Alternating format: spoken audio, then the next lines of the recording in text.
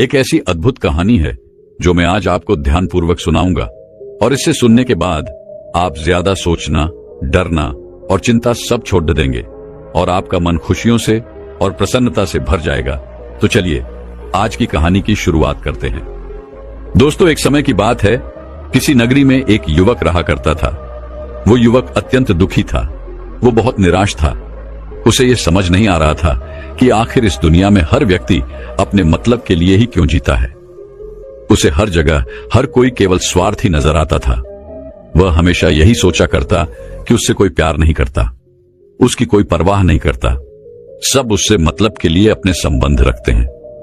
मतलब खत्म हो जाते ही सब उसे अपने आप से दूर कर देते हैं। दोस्तों, हमारे जीवन में भी कुछ ऐसा ही होता है। हम भी हमेशा किसी न किसी का साथ ढूंढते ही रहते हैं, और जब हमें किसी का साथ नहीं मिल पाता तो हम अपने आप को अकेला महसूस करते हैं, कमजोर महसूस करते हैं।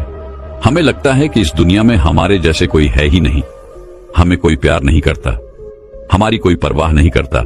लेकिन हम यह भूल जाते हैं कि अंत में तो हर किसी को अकेले ही जाना है। वह व्यक्ति अपने इस अकेलेपन से बहुत परेशान हो चुका था, जिस कारण एक दिन उसने अपना घर छोड़ दिया और एक रास्ते पर निकल पड़ा। उसके मन में कई सारे विचार थे। उन विचारों में मग्न होकर वह उस रास्ते पर आगे की ओर बढ़ता ही जा रहा था। तभी उसे रास्ते में एक आश्रम दिखाई पड़ा। वह उस आश्रम की ओर आगे बढ़ा।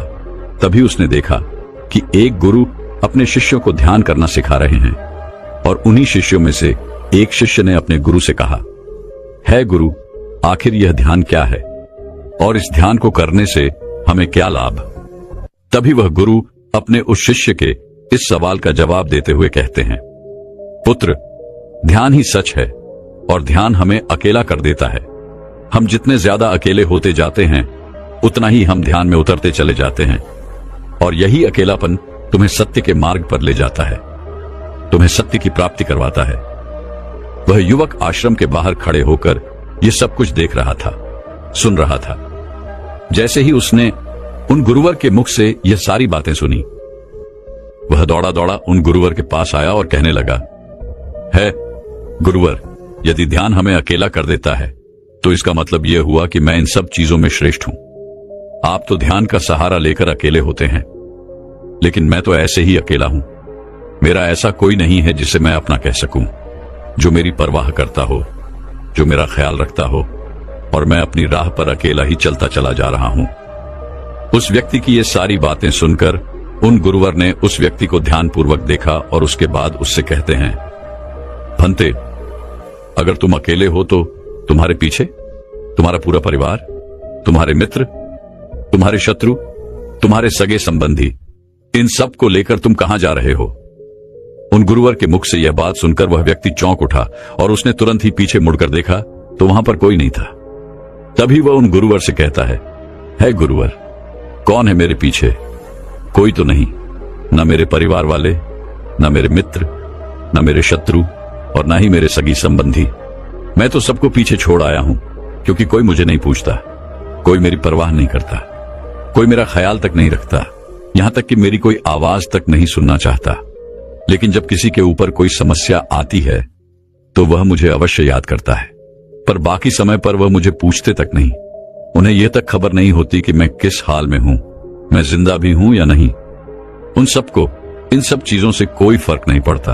उन गुरुवर ने उस व्यक्ति की यह सारी बातें ध्यानपूर्वक सुनी और उसके बाद उस युवक से कहते हैं, भंते, तुम सही कह रहे हो, लेकिन जब तक तुम इन सभी को छोड़कर नहीं आते तब तक तुम भला अकेले कैसे हो सकते हो?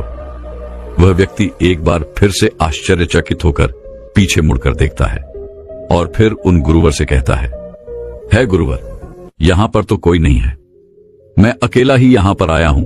लग रहा है कि आप मेरा मजाक उड़ा रहे हैं। मेरे पीछे कोई नहीं है, आप खुद देख सकते हैं, तो फिर आप ऐसा क्यों कह रहे हैं कि जाओ और इन्हें छोड़कर आओ? जब मेरे साथ कोई है ही नहीं तो मैं भला उन्हें कहां छोड़ूं, कैसे छोड़ूं? उस युवक की ये सारी बातें सुनकर वह गुरुवर मुस्कुराने लगे और उस युवक से कहते हैं, भंते, आखिर तुम मुझसे क्या चाहते हो? इस पर वह युवक उन गुरुवर से कहता है गुरुवर, मैं आपका शिष्य बनना चाहता हूं, मुझे कोई साथी चाहिए, मुझे अपना शिष्य बना लीजिए, मैं जीवन भर आपका आभारी रहूंगा। उस युवक की यह बातें सुनकर उन गुरुवर ने कहा, भंते, तुम चाहो तो यहां पर 1 महीने रह सकते हो। उसके बाद ही मैं यह निर्णय कर पाऊंगा कि क्या मुझे तुम्हें अपना शिष्य बनाना चाहिए या फिर नहीं। लेकिन तुम्हें मेरी एक बात माननी होगी। तुम्हें इन 30 दिनों के अंदर ध्यान का अभ्यास करना होगा। अगर तुम ये कर सकते हो तो तुम यहां पर अगले 1 महीने के लिए रुक सकते हो, अन्यथा तुम्हारे लिए यहां पर कोई जगह नहीं। उस व्यक्ति ने काफी सोच विचार कर उन गुरुवर से कहा, है गुरुवर, आप जैसा कहेंगे मैं वैसा ही करूंगा। आप चाहते हैं कि मैं इन 30 दिनों में ध्यान का अभ्यास करूं, तो मैं यह करने के लिए तैयार हूं। उस व्यक्ति ने उन गुरुवर की बात मान ली और आश्रम में ही रुक गया। अगले दिन सुबह सुबह वह गुरुवर उस व्यक्ति के पास आए और उस व्यक्ति से कहने लगे, भंते, तुम किससे बात कर रहे हो? तुम्हारा ध्यान कहां है? इस पर वह व्यक्ति जवाब देते हुए कहता है गुरुवर, मेरे साथ तो कोई नहीं है, मैं भला किससे बात करूंगा, मैं तो अकेला हूं। तभी वह गुरुवर उस व्यक्ति से कहते हैं, ठीक है, लेकिन अब ध्यान लगाओ, क्योंकि तुमने मुझे वचन दिया था कि इन 30 दिनों में तुम ध्यान का अभ्यास करोगे। उन गुरुवर के कहने पर वो व्यक्ति ध्यान करने बैठ जाता है। लेकिन पहले दिन उसे ध्यान करने में बहुत तकलीफें आती हैं, बहुत सारी परेशानियों का सामना करना पड़ता है। यहां तक कि वो ढंग से लगातार बैठ भी नहीं पा रहा था। उसके पैर मानो सुन्न से हो जाते और उसका पैर मानो काम करना ही बंद कर देता। ये सारी बातें वह गुरुवर देख रहे थे।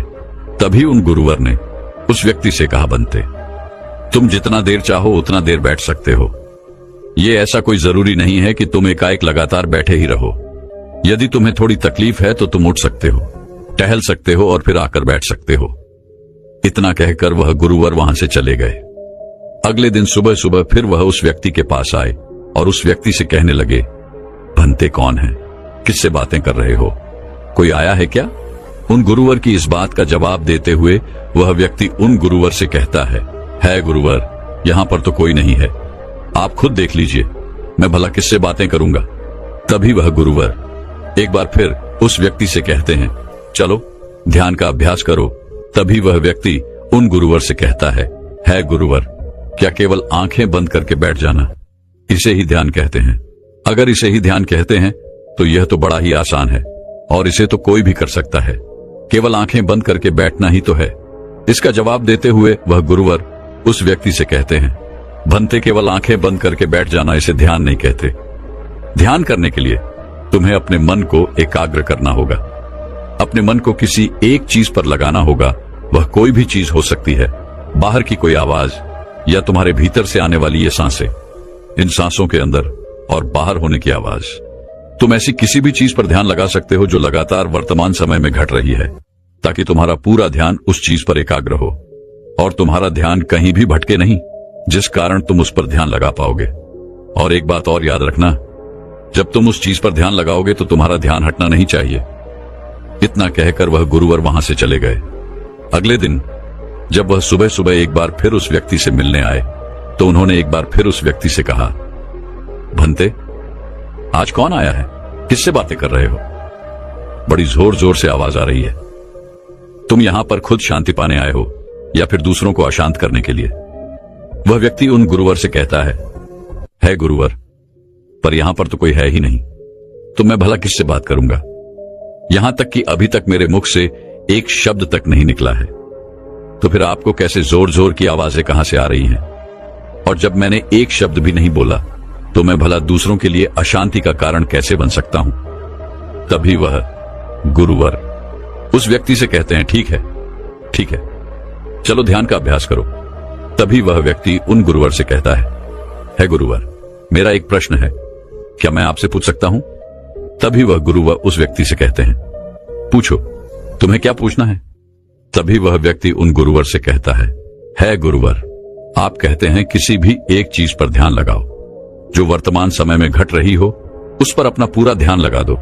लेकिन जब मैं अपनी सांसों पर या फिर किसी ऐसी चीज पर ध्यान लगाने का प्रयास करता हूं जो लगातार घट रही है, तो मेरा ध्यान लगातार नहीं रह जाता। मैं पल पल भटकता रहता हूं।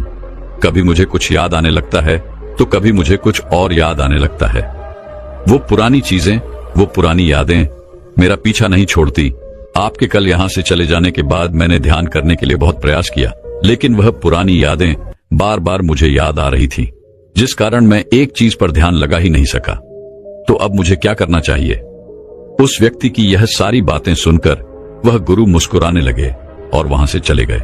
उन गुरुवर की हंसने की वजह उस व्यक्ति को समझ नहीं आई। अगले दिन सुबह सुबह एक बार फिर वह गुरुवर उस व्यक्ति के पास पहुंचे और कहा, भंते, ये तुम क्या कर रहे हो? इतना आलस, चारों ओर आलस ही आलस फैला हुआ है। अपने पास से आलस को भगाओ, अन्यथा यह तुम पर हावी हो जाएगा और फिर तुम हमेशा इसके अधीन बनकर रहोगे। तभी वह व्यक्ति गुरुवर से कहता है गुरुवर, आप तो रोज एक ही बात कहते हैं कि यहाँ पर कोई है, लेकिन मुझे तो कोई नजर आता ही नहीं। आप ही बताइए, यहाँ पर कौन है? तभी वह गुरु वह उस व्यक्ति से कहते हैं, ठीक है, चलो अभ्यास के लिए चलते हैं।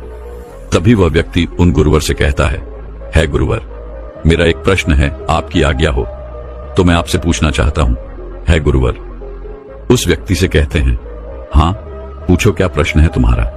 तभी वह व्यक्ति उन गुरुवर से कहता है गुरुवर, आपकी कृपा से अब मैं पहले से बेहतर तरीके से ध्यान कर पा रहा हूं, लेकिन अभी भी मुझे एक समस्या आ रही है, और वह यह है कि जब भी मैं अपनी सांसों पर ध्यान देता हूं तो मेरा मन एकाग्र तो होता है और मैं पहले से ज्यादा और अच्छी तरह से ध्यान भी लगा पाता हूं, लेकिन ध्यान लगाते लगाते मुझे नींद आने लगती है और मैं सो जाता हूं।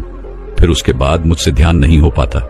उसके बाद केवल बस मुझे नींद ही नींद आती रहती है और मैं ध्यान की तरफ फिर अपने आप को मोड़ नहीं पाता। उस व्यक्ति की यह बात सुनकर वह गुरुवर उस व्यक्ति से कहते हैं, यह तो अच्छी बात है। इतना कहकर वह वहां से चले जाते हैं। 5वें दिन जब सुबह सुबह वह गुरुवर उस व्यक्ति के पास पहुंचते हैं तो वे कहते हैं, भंते, तुमने इतने लोगों को क्यों बुला रखा है? इतने सारे लोग तुम्हें ध्यान नहीं करने देंगे। तुमने इतने सारे लोगों को क्यों बुलाया है? इन्हें यहां से जल्दी भेजो। मुझे ये बिल्कुल नहीं पसंद। तुम तो यहां पर अकेले आए थे जैसा कि तुमने कहा, तो फिर इतने सारे लोगों को तुमने आज क्यों बुला रखा है? इन्हें अभी के अभी वापस छोड़कर आओ।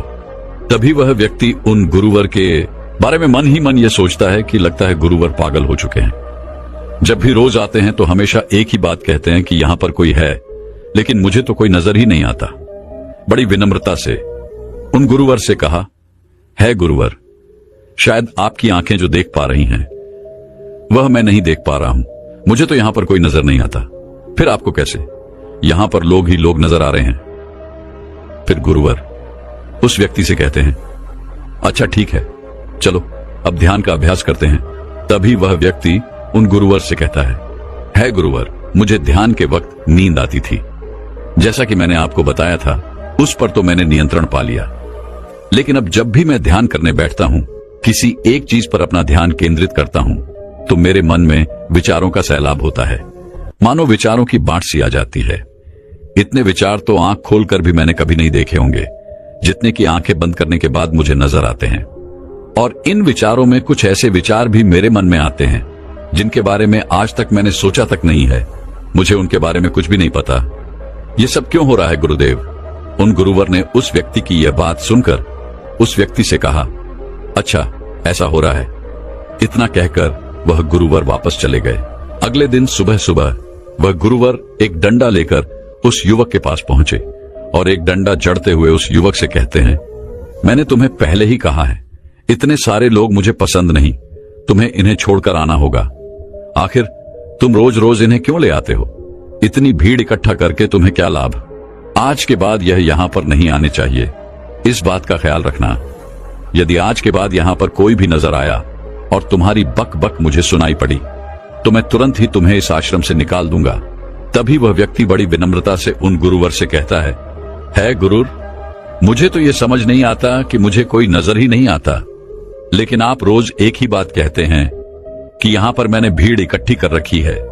जिन लोगों को भी मैंने लाया है उन्हें मुझे छोड़कर आना होगा, लेकिन मैं आपसे हर रोज एक ही बात कहता हूं कि मुझे कोई नहीं नजर आता, ना ही मुझे कोई यहां पर दिखाई पड़ता है और ना ही मैं अपने मुख से एक शब्द भी निकालता हूं, लेकिन फिर भी आप कहते हैं कि आपको लोगों की आवाजें सुनाई पड़ रही हैं। तभी वह गुरुवर है उस व्यक्ति की इस बात का जवाब देते हुए कहते हैं, क्या तुम्हारे मित्र, तुम्हारे परिवार वाले, तुम्हारे सगे संबंधी, तुम्हारे शत्रु, तुम्हारी इच्छाएं, तुम्हारी वासनाएं, ये सब क्या तुमसे मिलने नहीं आते? वह व्यक्ति उन गुरुवर से कहता है, नहीं गुरुदेव, मुझसे कोई मिलने नहीं आता। मैं तो यहां पर अकेला ही आया था और अभी भी मैं अकेला ही हूं, मेरा कोई नहीं। तभी वह गुरु व क्रोधित होकर उस झंडे से उस व्यक्ति पर एक और प्रहार करते हैं और कहते हैं, अभी बैठो, अभी ध्यान लगाओ, और यदि तुम्हारे ध्यान में कोई भी आता है तो मुझे बताओ। वह व्यक्ति उन गुरुवर की बात मान लेता है और तुरंत ही ध्यान करने बैठ जाता है। कुछ देर तक तो वह काफी शांत रहता है, लेकिन कुछ देर बाद ही वह उन गुरुवर से कहता है गुरुदेव, मेरा भाई मुझसे मिलने आया है, साथ में मेरे पिताजी भी हैं। दोनों बहुत दुखी हैं क्योंकि मैं उन्हें छोड़कर यहां जो चला आया हूं। मेरे भाई की तबीयत भी कुछ ठीक नहीं लग रही।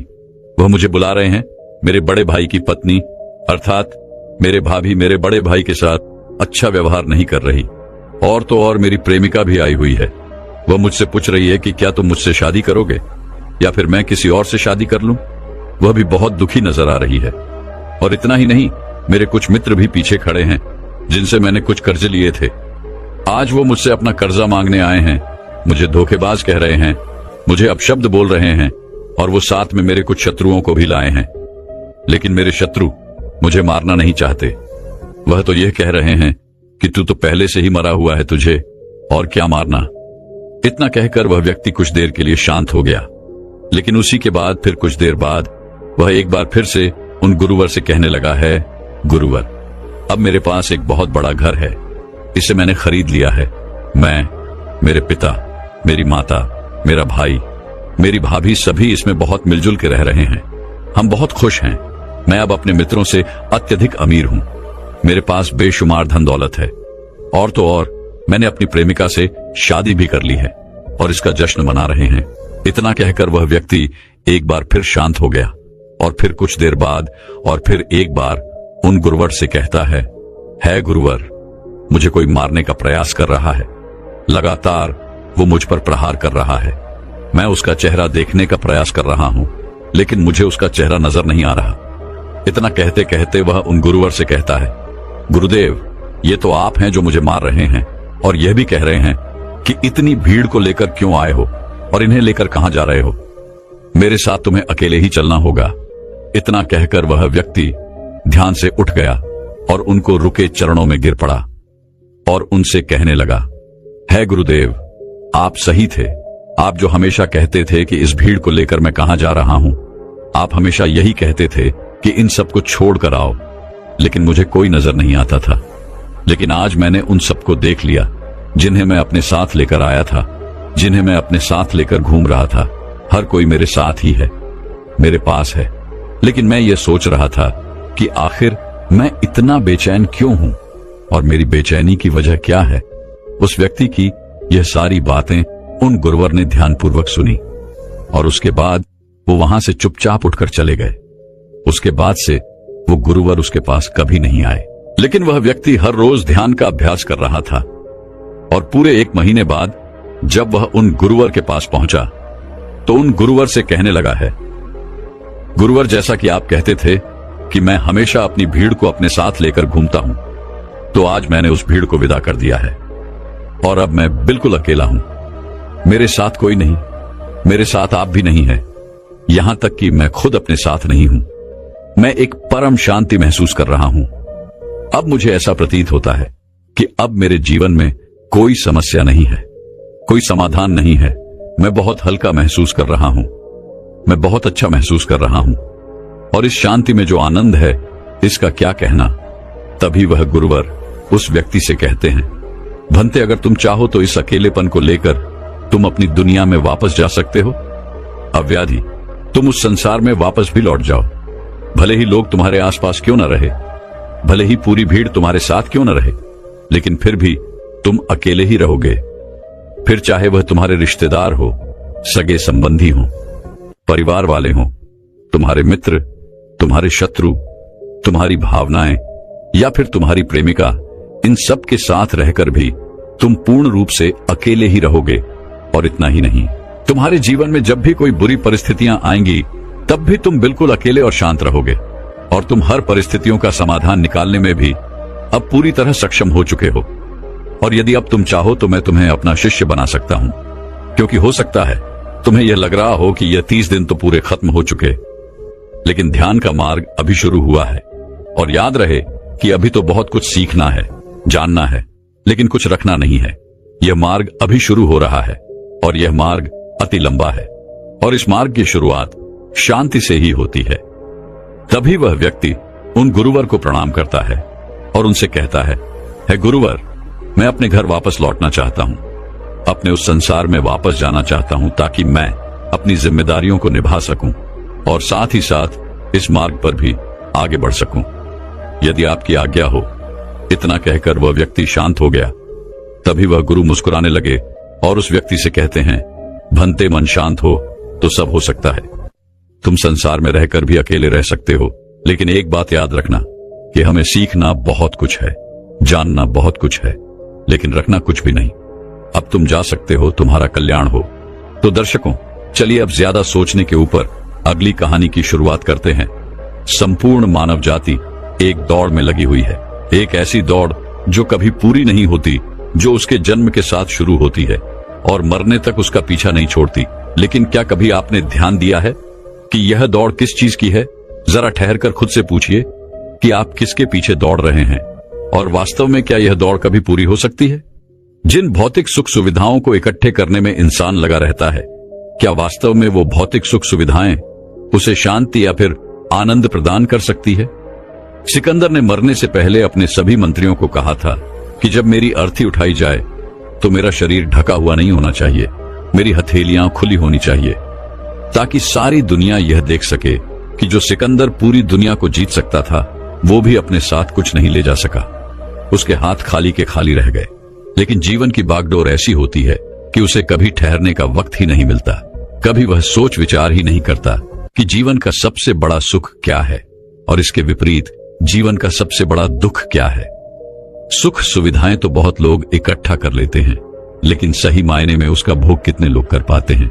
वही भौतिक वस्तुएं जो उसने अपने आनंद, अपनी शांति के लिए संग्रहित की थी, वही सुख सुविधाएं उसके दुख का कारण बन जाती हैं। जब पैसा नहीं कमाया था तो पैसा ना होने का दुख था, और जब पैसा कमा लिया तो वही पैसा उसके बच्चों के लिए या उसके लिए झगड़े का कारण बन जाता है। तो फिर कैसे सुख सुविधाएं, किन चीजों के पीछे आप भाग रहे हो? आज की जो कहानी मैं आप लोगों को सुनाने वाला हूं, उसमें आपको जीवन का सबसे बड़ा दुख और सबसे बड़ा सुख पता चलेगा। इससे पहले कि आप इस कहानी में खो जाएं, इस चैनल को सब्सक्राइब जरूर कर लें। तो चलिए कहानी शुरू करते हैं। अपनी गरीबी के दिन याद करके सेठ धनानंद की आंखों में आंसू आ गए। आज उसने जीवन में सब कुछ हासिल कर लिया था। सारी सुख सुविधाएं उसके पास थी। घर में नौकर चाकर थे, हजारों लोग उसके नीचे काम करते थे, जो उसकी एक आवाज पर उसके पास खड़े होते थे। लेकिन फिर भी आज सब कुछ हासिल कर लेने के बाद भी वो दुनिया में अपने आप को सबसे गरीब आदमी समझ रहा था। आखिरकार अपनी गरीबी के दिन याद करके उसकी आंखों में आंसू आ गए। उसके पास कुछ नहीं था, लेकिन तब भी वो प्रसन्न रहता था। लेकिन आज सब कुछ होने के बाद भी वो प्रसन्न नहीं था।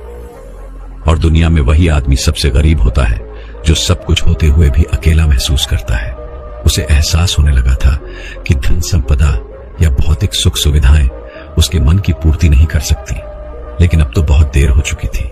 उसका पूरा जीवन बीत चुका था। अब पूरे जीवन की कमाई उसे व्यर्थ लगने लगी। उसे लगने लगा कि उसने जो कुछ कमाया वो सब यूं ही था, व्यर्थ था। ये एहसास उसे जीवन में पहले कभी नहीं हुआ था। काश उसे ये एहसास पहले हो गया होता तो वह ठहर जाता, रुककर चिंतन करता कि जो चीज वह इकट्ठी कर रहा है, क्या वास्तव में वह इकट्ठी करने लायक है? अगर उसे यह बात पहले पता चल गई होती तो वो अपने जीवन में सार्थकता खोजने की कोशिश करता। वो उस रहस्य के बारे में खोज करता जो उसके मन की पूर्ति करता, जो उसका अकेलापन दूर करता, जो उसके जीवन को संपूर्ण बना देता। उसने अपने दोनों बेटों को अपने पास बुलाया और उन्हें जीवन की सीख समझाने की कोशिश करने लगा। सेठ ने अपने बेटों से कहा कि बेटा, मेरे को तो जीवन में कोई बताने वाला नहीं था, सही रास्ता दिखाने वाला कोई था ही नहीं, इसलिए मैं उस रास्ते पर चलता रहा जिसका कोई अंत नहीं था। और आखिर में पहुंचकर मुझे महसूस हुआ कि जितना रास्ता मैं तय करके आया हूं उतना ही रास्ता बाकी और है। शायद मैं गलत रास्ते पर निकल पड़ा था और अब इतना समय नहीं बचा कि मैं नए रास्ते पर फिर से नया सफर शुरू करूं। उसने अपने दोनों बेटों से कहा कि बेटा पता है दुनिया में सबसे बदनसीब आदमी कौन होता है? वो जिसके पास सब कुछ होते हुए भी कुछ नहीं होता, जो अपने आप को सब कुछ होते हुए भी अकेला महसूस करता है। भला इससे बड़ा दुख, इससे बड़ी बदनसीबी और क्या हो सकती है? यह सुनकर उसके बड़े बेटे ने कहा कि पिताजी, सब कुछ तो आपके पास है, धन संपदा, पूरा परिवार, सारी खुशियां आपके पास है, लेकिन फिर भी आप अपने आप को बदनसीब क्यों समझते हैं? उसका बड़ा बेटा वह नहीं समझ पा रहा था जो उसके पिता उसे समझाने की कोशिश कर रहे थे। फिर भी उसने अपनी बात को समझाने की कोशिश करते हुए कहा, अभी तुम्हें लगता है कि जीवन में तुम्हारे पास सब कुछ है। मुझे भी तुम्हारे उम्र में ऐसा ही लगता था, लेकिन अब मैं बूढ़ा हो चला हूं। कुछ समय बाद मेरी मृत्यु भी नजदीक है और अब मुझे एहसास हो रहा है कि दुनिया में तो सब कुछ पीछे छूट जाता है। घर, परिवार, रुपया, पैसा, धन संपदा, सब कुछ यही रह जाता है और आखिर में मेरे साथ जाएगा क्या? क्या मैं दुनिया में सबसे अकेला इंसान नहीं हूं? क्या मैं दुनिया का सबसे बदनसीब आदमी नहीं हूं, जिसके पास सब कुछ होते हुए भी वह अपने साथ कुछ भी नहीं ले जा सकता? सेठ के बेटे ने सेठ से सवाल पूछा कि पिताजी, फिर दुनिया में क्या इकट्ठा करना चाहिए? ऐसे तो हर इंसान अकेला ही होता है। कौन इंसान इस दुनिया में भला ऐसा होता है जो अपने साथ इस दुनिया की सुख सुविधाएं या फिर अपना परिवार को साथ लेकर जाता है? सब लोग तो अकेले ही जाते हैं। फिर तो दुनिया में हर एक आदमी बदनसीब ही हुआ। यही सवाल सेठ के मन में भी उठ रहा था, लेकिन उसके खुद के पास इसका कोई जवाब नहीं था, तो वह अपने बेटे को भला इसका क्या उत्तर देता। इसीलिए उसने अपने बेटे से कहा कि बेटा, मैं खुद इस सवाल का जवाब तलाश रहा हूं। अगर एक आदमी के पास सब कुछ होते हुए भी वह अकेला है, उन भौतिक सुख सुविधाओं का वह भोग नहीं कर पा रहा है, तो वह सबसे बड़ा दुख हुआ। मैं मानता हूं दुनिया का सबसे बड़ा दुख यही है कि आपके पास सब कुछ होते हुए भी आप अकेलापन महसूस करो। लेकिन इसके विपरीत दुनिया का सबसे बड़ा सुख क्या हो सकता है? इस सवाल का जवाब तो मेरे बेटे मुझे भी नहीं पता। इसीलिए मैं यह चाहता हूं कि मेरे मरने से पहले जिस सवाल का जवाब मुझे नहीं मिला, वह जवाब तुम अपने जीवन में ढूंढो। और यकीन मानो, अगर तुमने अपने जीवन में इस सवाल का जवाब ढूंढ लिया तो तुम दुनिया के सबसे सुखी इंसान कहलाओगे। यह कहानी सुनाकर गुरु ने अपने शिष्यों से सवाल पूछा कि दुनिया में सबसे बड़ा सुख क्या होता है? सभी शिष्य ध्यानपूर्वक अपने गुरु की यह कहानी सुन रहे थे। संध्या का समय था। धीमी धीमी हवा चल रही थी, जिससे कि पेड़ की पत्तियां हिल रही थी। आसमान में पक्षी सहचा रहे थे। सूर्य अस्त होने को आया था और सभी शिष्य अपने गुरु से इस सवाल का जवाब जानना चाहते थे। लेकिन इससे पहले ही गुरु ने अपने शिष्यों से सवाल पूछ लिया। इसका उत्तर देते हुए एक शिष्य ने कहा कि गुरुदेव, दुनिया में सबसे सुखी इंसान वही है जिसका शरीर सुखी है। अगर आपके शरीर में बीमारियां हैं तो आपके पास कितनी भी भौतिक सुख सुविधाएं हों, आपके लिए वो व्यर्थ है। और इसके विपरीत अगर आपका शरीर सुखी है, अगर आपका शरीर स्वस्थ है, तो चाहे आपके पास कुछ भी नहीं हो, लेकिन उसके बावजूद आप अपने जीवन में सुखी रहोगे। इसीलिए संसार का सबसे बड़ा धन हमारा शरीर होता है। यह सुनकर दूसरे शिष्य ने उसका विरोध करते हुए कहा कि गुरुदेव, दुनिया में बहुत से लोग ऐसे हैं जिनका शरीर एकदम स्वस्थ है, लेकिन बावजूद इसके वो अपने जीवन में सुखी नहीं है। मैं मानता हूं कि जीवन में सबसे ज्यादा सुखी वही इंसान है जिसका मन सुखी है। गुरु ने अपने इस शिष्य से सवाल किया कि अच्छा, ये बताओ कि मन को सुखी किस प्रकार किया जा सकता है? इसका जवाब देते हुए उस शिष्य ने कहा कि गुरुदेव, मन कभी भी संतुष्ट नहीं होता है। अगर हम किसी प्रकार मन को संतुष्ट करना सीख लें तो फिर हम किसी भी परिस्थिति में आनंद और शांति से रह सकते हैं। लेकिन समस्या यही होती है कि मन का भला कभी होता ही नहीं है। मन को चाहे कितना भी खिला दो, लेकिन उसकी भूख कभी पूरी नहीं होती। चाहे उसको कितना ही धन दे दो, लेकिन बावजूद इसके इसका लालच बढ़ता ही जाता है। अब गुरु ने सभी शिष्यों को समझाना शुरू किया। गुरु ने कहा कि अज्ञानतावश मनुष्य कभी यह समझ नहीं पाता कि उसका मन हमेशा से खाली था, लेकिन व्यर्थ की चिंताएं, व्यर्थ के लक्ष्य अपने जीवन में बनाकर उसने अपने मन को बांध लिया। जिस मन की प्रवृत्ति हमेशा खाली रहने की थी, उसने उस मन को कूड़े कचरे से भर लिया। इसीलिए वह मन जो बचपन में हमेशा खाली रहता था, हर चीज में, हर खेल में आनंद ढूंढ लेता था, अकेले में भी आनंद पूर्वक, शांति पूर्वक रहता था। अब वही मन सब कुछ मिल जाने के बाद भी हमेशा दुखी रहता है। लेकिन अगर इंसान सिर्फ वर्तमान में रहना सीख ले, सिर्फ इतना सा होश प्रकट कर ले कि उसे हमेशा वर्तमान में रहना है, ना तो भविष्य की कल्पनाओं में, ना अतीत की यादों में, सिर्फ वर्तमान में, सिर्फ इस एक सूत्र से वो अपने पूरे जीवन को बदल सकता है। वर्तमान में रहकर सभी सूक्ष्म सुविधाओं का भोग करना, पूर्ण होश के साथ, पूर्ण आनंद के साथ हर एक चीज का भोग करना, सिर्फ यही जीवन को सुखी बना सकता है। हम हर चीज को, हर काम को, हर रिश्ते को आधे अधूरे मन से निभाते हैं। जैसे कि खाना खाते समय हमारा दिमाग कहीं रहता है, हमारा शरीर कहीं रहता है, और इसीलिए जब शरीर और मन में दूरी पैदा होती है तो उससे तनाव पैदा होता है। अगर आपका शरीर और आपका मन और मस्तिष्क सभी एक जगह पर संगठित होना सीख लें, तो फिर आप अपने जीवन में उस शांति, उस आनंद का एहसास कर पाएंगे जो बड़े बड़े योगी पहाड़ों में तपस्या करके प्राप्त करते हैं। लेकिन इसके लिए जीवन में ज्ञान के प्रकाश का उदय होना बहुत आवश्यक है, क्योंकि अज्ञानता में आप अपने मन को कभी नहीं समझ पाएंगे। मन को समझना इस दुनिया का सबसे कठिन कार्य होता है। अगर आप अपने मन को जबरदस्ती वर्तमान में खींच कर लाने की कोशिश करेंगे तो आप बहुत जल्दी परेशान हो जाएंगे। ये कार्य बड़े धीरे धीरे, बड़ी निष्ठा और प्रेम के साथ किया जाता है, बड़े संयम के साथ किया जाता है। अगर आप इसको जबरदस्ती करने की कोशिश करेंगे तो आप तनाव में आ जाएंगे, आप बहुत जल्दी हार मान लेंगे। इसलिए कदम कदम पर आगे बढ़ा जाए तब मंजिल सामने ही है। और यह कहकर गुरु ने सभी शिष्यों से कहा कि अब हम ध्यान करेंगे। ध्यान करने से मनुष्य का मन, उसका मस्तिष्क वर्तमान में स्थापित होना सीख जाता है। धीरे धीरे प्रतिदिन ध्यान का अभ्यास करने से वह उस आनंद और शांति का अनुभव कर पाता है जो सांसारिक वस्तुओं में कहीं नहीं मिलता, जो किसी भौतिक सुख सुविधा में नहीं मिलता। और इसके बाद सभी शिष्य अपने गुरु के साथ ध्यान में लीन हो गए। मित्रों, धन्यवाद इस वीडियो को अंत तक देखने के लिए। अगर आपको हमारा आज का संदेश अच्छा लगा हो, आपके मन को छू गया हो, तो कृपया इस वीडियो को लाइक करें, अपने दोस्तों और परिवार के साथ शेयर करें, ताकि ये दिव्य ज्ञान और आशीर्वाद हर घर तक पहुंच सके।